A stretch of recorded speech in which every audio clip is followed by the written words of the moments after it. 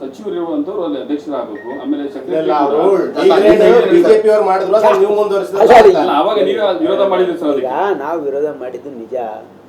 ಈಗ ಅದು ನಿಯಮ ಬದಲಾವಣೆ ಮಾಡಿದ್ರು, ಅದಕ್ಕೆ ಗವರ್ನರ್ ಅಪ್ರೂವಲ್ ಕೊಟ್ಟಿದ್ದಾರೆ. ಅವ್ರು ಮಾಡಿ ಚೇಂಜ್ ಮಾಡಿದ್ದಾರೆ. ಆ ರೀತಿ ಯಾರಿಗಾದ್ರೂ ಮಾಡ್ಬೋದು ಅಂತ ಹೇಳಿ ನಾವು ಮಾಡಿದ್ವು. ಅದು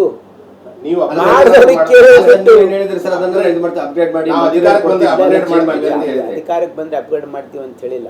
ನಾವೇನು ಹೇಳಿದ್ವಿ, ಮಾಡಿದ ತಪ್ಪಿದೆ, ಮಾಡಿದ ಉದ್ದೇಶ ಏನಿದೆ ಅಂತ ನಾನು ಹೇಳಿದ್ದೆ. ಯಾಕಂದ್ರೆ ನಾನೇ ಆ ಕ್ಯಾಬಿನೆಟ್ ಸಬ್ ಕಮಿಟಿಯಲ್ಲಿದ್ದೆ. ಮಾಡಿರ್ತಕ್ಕಂಥ ಉದ್ದೇಶ ಹೇಳಿದ್ವಿ.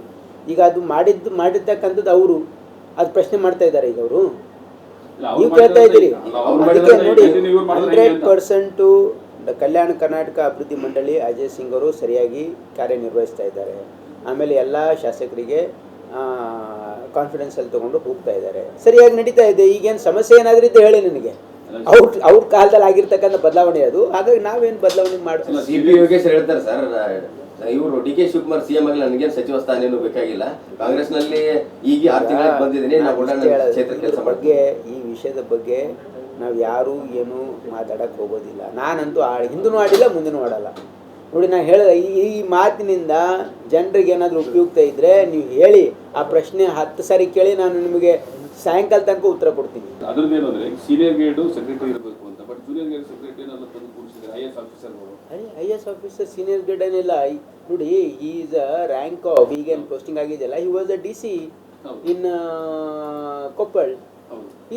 Is unappropriate. ನಮ್ಮಲ್ಲಿ ಏನಿದೆ ಸರ್ಕಾರ ಮಟ್ಟದಲ್ಲಿ ಸೆಕ್ರೆಟರಿ ಲೆವೆಲ್ ಕೂರಿಸಬೇಕು ಅನ್ನುವಂಥ ಒಂದು ರೂಲ್. ಸದ್ಯಕ್ಕೆ ಏನಂದರೆ ರೀಜನಲ್ ಕಮಿಷನರ್ಗೆ ನಾವು ಯೂಶ್ವಲಿ ಯಾವತ್ತೂ ಕೂಡ ಇಲ್ಲಿ ರೀಜನಲ್ ಕಮಿಷನರ್ಗೆ ಅಡಿಷನಲ್ ಚಾರ್ಜ್ ಕೊಡ್ತಾ ಇದ್ದೀವಿ. ಈಗಲೂ ಅದೇ ಪದ್ಧತಿ ಇದೆ. ಆಮೇಲೆ ಈಸ್ ಎಕ್ಸ್ಪೀರಿಯನ್ಸ್ಡ್ ಆಫೀಸರ್. ಈಗ ಆಲ್ರೆಡಿ 2 ಜಿಲ್ಲೆ ಅವರು DC ಆಗಿ ಕೆಲಸ ಮಾಡಿದ ಮೇಲೆ he has quite an experience.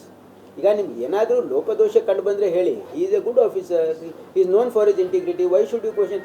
ಯಾರಾದರೂ ಕರಪ್ಟ್ ಆಫೀಸರ್ಗೆ ಏನೋ ಕೇಸವ್ರಿಗೆ ಏನೋ ಯಾರು ಯಾವ ಬ್ಯಾಕ್ಗ್ರೌಂಡ್ ಇಲ್ಲದವ್ರು ತಂದಾಕಿದ್ರೆ you should question. He is an IAS officer with good integrity. Why should we question him? We should give him some time to work and see. 2023 ಇಂದ ಸರ್ 2025 ತನಕ ಥರ್ಡ್ ಪಾರ್ಟಿ ಇಲ್ಲದೇನೆ ಬಿಲ್ಗಳನ್ನು ಮಾಡಿದ್ದಾರೆ.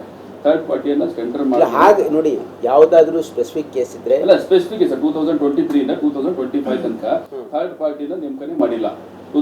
RNC 2023 ಅಲ್ಲಿ ಅದನ್ನ ರದ್ದು ಮಾಡಿದ್ರು ಸರ್. ಅದಾದ್ಮೇಲೆ ಇಲ್ಲಿ KKRDB ಒಂದು ಮ್ಯಾಂಡೇಟರಿ ಇದೆ. ಏನಂದರೆ ಥರ್ಡ್ ಪಾರ್ಟಿ ಇನ್ಸ್ಪೆಕ್ಷನ್ ರಿಪೋರ್ಟ್ ತೊಗೊಂಡ್ಮೇಲೆ ಬಿಲ್ ಆಗುತ್ತೆ. ಥರ್ಡ್ ಪಾರ್ಟಿ ಅನ್ನೋದು ಇವರು ನೇಮಕ ಮಾಡಿಲ್ಲ ಅಂದರೆ ಡಿಪಾರ್ಟ್ಮೆಂಟಲ್ಲಿ ಥರ್ಡ್ ಪಾರ್ಟಿ ಬೇರೆ ಬೇರೆ ಏಜೆನ್ಸೀಸ್ ಇರ್ತದೆ. ಅದು ಒಂದು ವೇಳೆ ತೊಗೊಂಡು ಮಾಡಿರ್ಬೋದು. ನನಗೆ ಇದ್ರ ಬಗ್ಗೆ ಮಾಹಿತಿ ಇಲ್ಲ. ನೀವು ನನ್ನ ಗಮನಕ್ಕೆ ತಂದಿದ್ದೀರಿ, ನಾನು ಅದನ್ನು ಎನ್ಕ್ವೈರಿ ಮಾಡಿಸ್ತೀನಿ, ಚೆಕ್ ಮಾಡಿಸ್ತೀನಿ. ನಾನು ಏನಂದರೆ ನನಗೆ ಗೊತ್ತಿರೋ ಮಾಹಿತಿ ಪ್ರಕಾರ ಇಲ್ಲಿವರೆಗೆ ಯಾವುದೇ ಬಿಲ್ ಆಗಬೇಕು ಅಂದರೆ ಥರ್ಡ್ ಪಾರ್ಟಿ ಇಲ್ಲದೇ 100% ಬಿಲ್ ಆಗಲ್ಲ. 80% ಬಿಲ್ ಮಾಡ್ತಾರೆ. 20% ಫೈನಲ್ ಬಿಲ್ ಆಗೋಗೆ ಥರ್ಡ್ ಪಾರ್ಟಿ ರಿಪೋರ್ಟ್ ಇಲ್ಲದೇ ಅದು ಬಿಲ್ ಆಗಲ್ಲ ಅಂತ ನನ್ನ ಮಾಹಿತಿಗಿದೆ. ನೀವು ನನಗೆ ಹೊಸ ಮಾಹಿತಿ ಹೇಳ್ತಾ ಇದ್ರೆ ಅದ್ರ ಬಗ್ಗೆ ನಾನು ಮಾಹಿತಿ ತೆಗೆದುಕೊಂಡು ನಿಮ್ಗೆ ಆಮೇಲೆ ಮಾತಾಡ್ತೀನಿ. ಇಲ್ಲ ಸರ್, ಥರ್ಡ್ ಪಾರ್ಟಿ ಅಂದ್ರೆ ಥರ್ಡ್ ಪಾರ್ಟಿ ನೇಮಕ ಮಾಡ್ದೇನೆ ಇದು ಇಂಜಿನಿಯರಿಂಗ್ ಕಾಲೇಜ್ಗಳಲ್ಲಿ ಅಲ್ಲಿಂದ ರಿಪೋರ್ಟ್ PRD ಇಂದ engineering college is also third party.